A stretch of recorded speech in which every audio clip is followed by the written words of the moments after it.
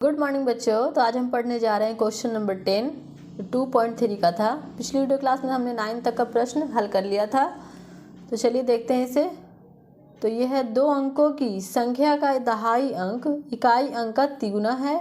यदि अंक बदल दिए जाएं तो प्राप्त संख्या मूल संख्या से 36 कम हो जाती है। वह संख्या ज्ञात कीजिए। अब देखिए बच्चों, यहाँ पे 2 संख्या है, एक इकाई के स्थान पर है, एक दहाई के स्थान पर है। इसे हमें ज्ञात करना है। सबसे पहले आप समझिए कि इकाई दहाई अंक कैसे पकड़ेंगे। तो ये मान लीजिए कि आपका 36 लिखा हुआ है, ठीक है। इसमें इधर वाली संख्या को हम इकाई कहते हैं और ये 3 जो है वो दहाई के स्थान पे है। अब इसे हम अलग करेंगे तो कैसे करेंगे कि 10 गुने 3 हो जाएगा 30 प्लस और 1 गुने 6, क्योंकि इकाई अंक है तो हम इसे 1 से गुना करेंगे और ये दहाई अंक है जिसे हम 10 से गुना करेंगे। तो इसे हम अगर इस विस्तार रूप में लिख दें और फिर इसे हम जब करें तो 10 या 30 प्लस 6 कम 6 बराबर 36। तो इसे हम इस रूप में लिखें या इस तरीके से विस्तार रूप में लिखें तो बस यही आ जाएगा। तो इससे हमें पता चला कि जो 3 है वो असल में ये दहाई अंक पर है, दहाई स्थान है इसका, और 6 जो है वो इकाई के स्थान पर है। तो यहाँ पे हम मान लेंगे कि माना कि इकाई अंक जो है वो हमें नहीं पता है क्या है, तो x मान लेंगे। दहाई अंक कह रहा है कि दहाई अंक इकाई अंक का तिगुना है, इसी इकाई अंक का ये तिगुना है, यानी कि 3 गुने x है 3x। अब ये दहाई अंक है, ये अंक दोनों पता चल गया। तो अगर ये दहाई अंक है तो इसे हम अगर विस्तार में लिखते हैं तो क्या लिखेंगे, 10 से गुना करेंगे, 10 गुने 3x, ये हो जाएगा 30x। तो ये दहाई अंक हमें प्राप्त हो गया और ये इकाई अंक है। दोनों को लिखिए, दहाई अंक और इकाई अंक। जब इसे हम जोड़ देंगे तो ये हो जाएगा 31x। उसके बाद देखिए फिर कह रहा है यदि अंक बदल दिए जाएं तो प्राप्त संख्या मूल संख्या से 36 कम हो जाती है। इसी अंक को अगर हम पलट दें, यानी कि दहाई के अंक जो हम 3x माने हैं उसे हम x मान लें और इकाई अंक को 3x मान लें। तो यहाँ पे लिखिए अंक बदलने पर, अब अंक जब बदल देंगे तो इकाई अंक जो है वो हो जाएगा 3x और दहाई अंक जो है वो हो जाएगा x, ठीक है। तो अब कौन सा संख्या बनेगा, ये संख्या हमारा बन जाएगा। और देखिए ये फिर ये दहाई अंक है तो इसे हम क्या करेंगे, 10 से गुना कर देंगे, 10x हो जाएगा ये। तो हम दहाई के स्थान पर लिखेंगे 10x प्लस इकाई वाले अंक को जोड़ देंगे 3x, तो ये हो जाएगा 10 और 3 13x। अब ये 2 संख्या हमें प्राप्त हो गई। तो अब कह रहा है कि प्राप्त संख्या मूल संख्या से, मान लीजिए कि ये प्राप्त संख्या है और ये मूल संख्या है। तो प्राप्त संख्या मूल संख्या से 36 कम है, यानी कि इस संख्या को जब इस संख्या से घटा देते हैं तो ये 36 कम हो जाता है। प्रश्न से 31x में से 13x घटा देते हैं तो कितना आ जाएगा, 36। ये संख्या इससे 36 कम है। तो अब ये समीकरण हमें प्राप्त हो गया। तो 31x में से 13x को घटाएंगे तो हो जाएगा 18x बराबर 36। x बराबर 36 बटे 18, तो 18 दूनी 36, तो ये हो जाएगा x बराबर 2। अब देखिए इकाई अंक हमने x माना था तो इकाई अंक हमारा क्या निकल गया, इकाई अंक x निकल गया। उसके बाद देखिए दहाई अंक हमने क्या माना था, दहाई अंक हमने माना था 3x। तो अब क्या करेंगे, x जो है वो 2 हो गया, निकाले हैं, और 3x क्या हो जाएगा 3 गुने, ये x इसके गुना में है तो x का मान क्या आया है 2, तो ये हो जाएगा 6। यानी कि इकाई के स्थान पे था 2 और दहाई के स्थान पे था 6। तो वह संख्या क्या था, तो वह संख्या था 62, ठीक है। अब देखिए कि ये संख्या हमारा 62 तो निकल आया है। तो ये कह रहा था जो कि 36 कम है। तो अगर आप इसी संख्या को पलट दें तो क्या हो जाएगा, ये 26 हो जाएगा। इकाई की जगह पे हम 6 लिख देंगे और दहाई की जगह पे हम 2 लिख देंगे। और 62 में से जब आप 26 घटाइएगा तो देखिएगा कि आपका 36 आ जाएगा। तो यही ये क्वेश्चन कह रहा था। तो हमें संख्या प्राप्त हो गया, तो आपका आंसर यही होगा 62। क्वेश्चन नंबर 11 है, एक नाव धारा की दिशा में एक घाट से दूसरे घाट तक जाने में 9 घंटे लगाती है। धारा की विपरीत दिशा में यही दूरी 10 घंटे में पूरा करती है। यदि धारा की चाल 1 किलोमीटर प्रति घंटा हो तो शांत जल में नाव की चाल एवं दोनों घाटों के बीच की दूरी ज्ञात कीजिए।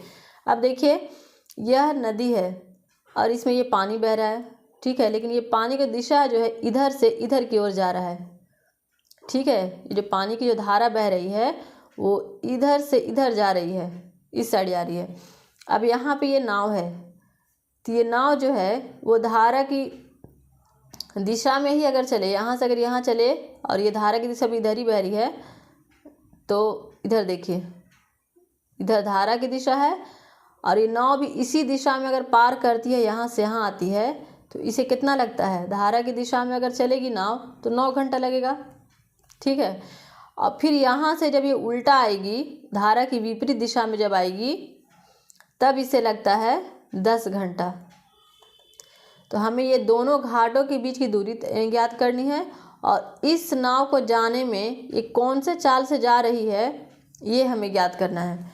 तो देखिए यहाँ प्रश्न में धारा की चाल यहाँ पे दिया हुआ है 1 किलोमीटर प्रति घंटा और नाव की चाल, जो शांत जल में नाव की चाल है हमें नहीं पता, नाव कौन से स्पीड से चल रही है, कौन से चाल से चल रही है, इसे x मान लेंगे। अब यहाँ पे हम माना कि धारा की दिशा में, जो धारा की दिशा में इसकी चाल है वो कितना है, तो पहले तो नाव की चाल लिख लेंगे x और साथ में इसमें धारा की भी चाल जोड़ेंगे, एक तब जाके ये पूरा इसका चाल हो जाएगा। कितना लग रहा है, तो समय धारा की दिशा में जब जाती है तो इसे 9 घंटा लगता है। तो हमें चाल पता है, समय भी पता हो गया, इसका दूरी पता करना है घाट का। तो हम दूरी बराबर फॉर्मूला लिख लेंगे, दूरी बराबर चाल गुना समय।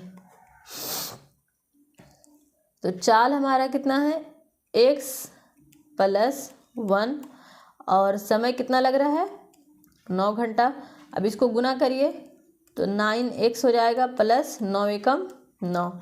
देखिए यहाँ पे एक समीकरण हमारा प्राप्त हो गया दूरी का। उसके बाद देखिए, धारा की विपरीत दिशा में नाव की चाल पता करना होगा। तो विपरीत दिशा में अब नाव की चाल हम लिख लेंगे x। अब यहाँ उल्टा जा रही है तो यहाँ पे लिखेंगे हम -1, ठीक है। उसके बाद में यहाँ पे इसको समय कितना लगता है, तो इधर जब विपरीत दिशा में जब चलती है ये धारा की, इसे 10 घंटे समय लग जाते हैं। तो अब इसका दूरी यहाँ पे ज्ञात करेंगे, तो ये हो जाएगा x - 1 × 10, 10x - 10। ये दूसरा समीकरण प्राप्त हो गया। अब पहले हम समीकरण 1 रख लेंगे। समीकरण 1 क्या मिला है, 9x + 9 बराबर 10x - 10। अब ये बराबर हमने क्यों दिया, क्योंकि ये दूरी जो है, भले ही ये दोनों में समय अलग अलग लगा हो, लेकिन दोनों घाटों की दूरी होगी वो तो बराबर होगी। इधर से यहाँ आएगा तो भी इसको उतना ही दूरी तय करना है और इस घाट से अगर इस घाट जाएगा तो भी इसका दूरी सेम रहेगा।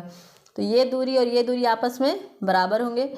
तो 9x और ये 10x को इधर ले आएंगे तो -10x बराबर -10 - 9, ये 9 इधर आ गया। अब इसे हम घटा देंगे, 10x में से 9x गया तो सिर्फ x बच गया, लेकिन चिन्ह यहाँ पे माइनस का रहेगा और माइनस माइनस हो जाएगा प्लस, 10 और 9 हो जाएगा 19, लेकिन ये भी माइनस में रहेगा। अब देखिए ये माइनस से माइनस कट गया तो x बराबर आ जाएगा 19। x हमने माना था ना शांत जल में नाव की चाल को, तो शांत जल में नाव की चाल यही हो गया, शांत जल में नाव की चाल 19 किलोमीटर प्रति घंटा, ठीक है।